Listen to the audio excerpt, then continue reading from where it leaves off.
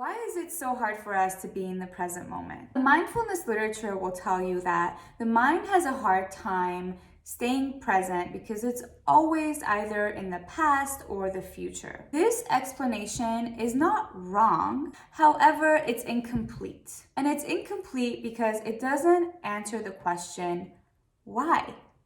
Why is the mind either always in the past or the future? In order to answer this question, we need to understand the nature of the mind, because only when we understand the nature of the mind can we understand what the present moment even is. The mind likes to have a conceptual understanding of something in order to experience it. So in this video, I'm going to attempt to explain what the present moment is so that hopefully you can have a conceptual understanding of it and have an easier time working with it. So the mind exists in a linear dimension of time and space. A plus B equals C. It's a unidimensional field, okay? It can be represented by a horizontal line.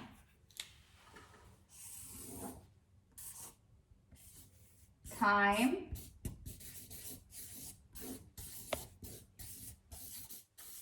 space. So this is how we typically navigate the world. The present moment does not exist along this plane. The present moment exists in a multi-dimensional reality. There's a lot going on in the present moment. There's no such thing as past and future when it comes to the present moment.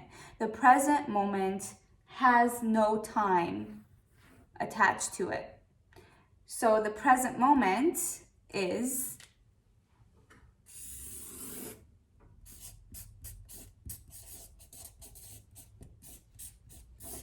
eternity, okay?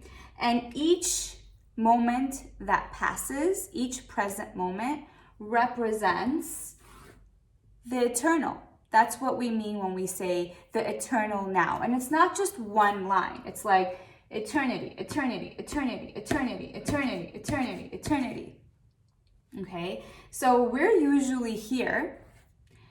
We can't really exist here because this represents like universal consciousness, oneness, what we mean by enlightenment. So unless you're enlightened or dead, you can't be here. However, this point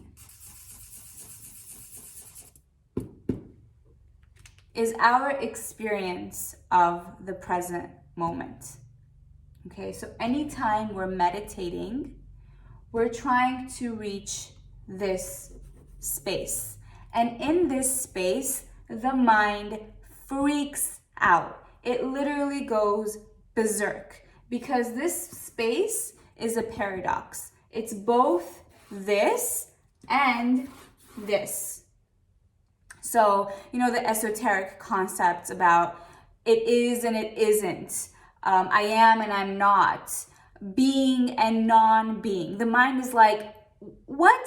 What the fuck do you mean it is and it isn't, I am and I'm not? Like, ugh! The mind doesn't understand this space, doesn't understand paradox. So that's why it resists us so much when we try to put it in this space, because it literally thinks that it's dying. It like shuts down. Central processing unit, CPU, shuts down when we enter into this zone. So when we talk about the past and the future, past, I apologize for my shitty handwriting.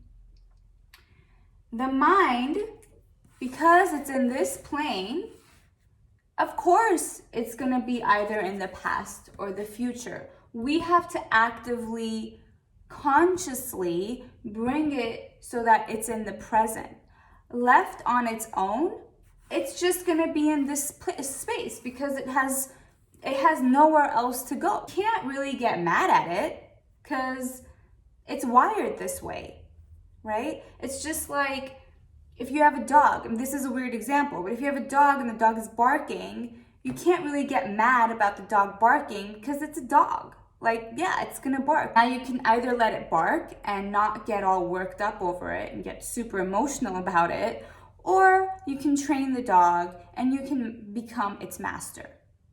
Okay, so those are really the two options. So if you're going to let your mind linger in the past or the future, create some space there. Don't be so hard on yourself and don't be so hard on your mind for doing that, because it's just doing its thing. Unless you train your mind, it's not gonna just go here on its own. Okay, this is a really, really difficult space for the mind to exist in. So you can either just watch it. All right, my mind's doing that thing again where it's in the past or it's in the future.